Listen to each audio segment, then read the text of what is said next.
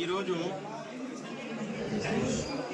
వెంకటేశ్వర స్వామి ప్రసాదం విషయంలో ప్రభుత్వం, ముఖ్యమంత్రి గారు, ఉప ముఖ్యమంత్రి గారు లేదు ల్యాబ్ రిపోర్ట్స్ వచ్చిన వాటిని చూస్తే మనసు కృషించకపోతా ఉంది. ఈ విషయం ఇలాంటిది కూడా జరుగుతుందా అని చెప్పి నమ్మడానికి కూడా అవకాశం లేని అంత ఒక బాధ, చెప్పుకోలేని ఆవేదన.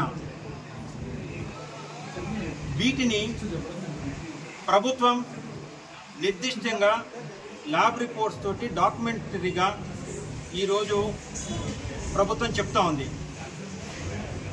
ఈ నింద డైరెక్ట్గా ఇది జగన్మోహన్ రెడ్డి గారికే చెందుతుంది, దీన్ని మేము భావిస్తున్నాం. ఈరోజు రిపోర్ట్ ఉన్నంత వరకు, అది కాదు అని చెప్పి తేలేంత వరకు కూడా ఇది జగన్మోహన్ రెడ్డి గారే చేయించారు అని చెప్పేసి నమ్మడానికి మేము ఎలాంటి సంకోచం చేయడం లేదు. ఒకప్పుడు జగన్మోహన్ రెడ్డి ముఖ్యమంత్రి కావాలని చెప్పి కోరుకున్న వాళ్ళలో ప్రథముని నేను. ఈరోజు మాకు జరిగిన ఈ అన్యాయం, మాకు వెంకటేశ్వర స్వామిని ఏదో వీళ్ళు అపవిత్రం చేయడము, వీళ్ళు చేశారని చెప్పేసి వచ్చే వాదనను నేను ఖండిస్తున్నాను. అది ఎవరి వల్ల ఇలాంటి తుచ్చుల వల్ల అలాంటివి జరగవు, అవి జరగలేవు. అయినా మా నమ్మకాన్ని దెబ్బతీసే విధంగా ఈ రకమైన నెయ్యిని వాడినారు అని చెప్పేసి ప్రభుత్వం చెప్తా ఉంది. కాబట్టేసి మేము నమ్ముతున్నాం.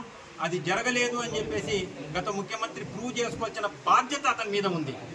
మళ్ళీ అతను దాన్ని ప్రూవ్ చేసుకుంటాడా? ఎందుకనంటే అతను ఇచ్చిన వివరణలో రాజకీయ పరంగానే ఉంది. మాకు అది కాదు కావాల్సింది.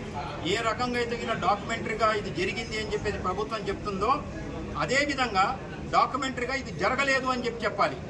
డాక్యుమెంటరీ ఎలా వస్తుంది అని అంటే దానికి నేను చెప్తాను ఎలా వస్తుంది అన్న విషయం ఆల్రెడీ ఇప్పుడు చెప్పున్నాను. సో దయచేసి వైసీపీ నాయకులు లేదు వైసీపీని మద్దతు ఇచ్చేవాళ్ళు వాళ్ళు ఏ కులం ఏ మతంలోనే ఉండని కాక నేను వారందరినీ కూడా కోరేది ఏంటంటే ఇది జరగలేదు అని చెప్పడానికి ఏమేమైతే ఒక నమ్మదగ్గ సాక్ష్యాలు ఉన్నాయో దయచేసి జగన్మోహన్ రెడ్డి గారిని వాటిని మాకు చూపించమని చెప్పండి. లేదు టీటీడీ వెబ్సైట్లోనో లేదు వైఎస్ఆర్సీపీ పార్టీ వెబ్సైట్లో అయినా కానీ ఉంచమని చెప్పండి. మేము దాన్ని చూడడానికి దేని ఎడల ఖచ్చితంగా ఇది జగన్మోహన్ రెడ్డి గారే చేపించారు అని చెప్పేసి మేము నమ్మాల్సి వస్తుంది. జై హింద్.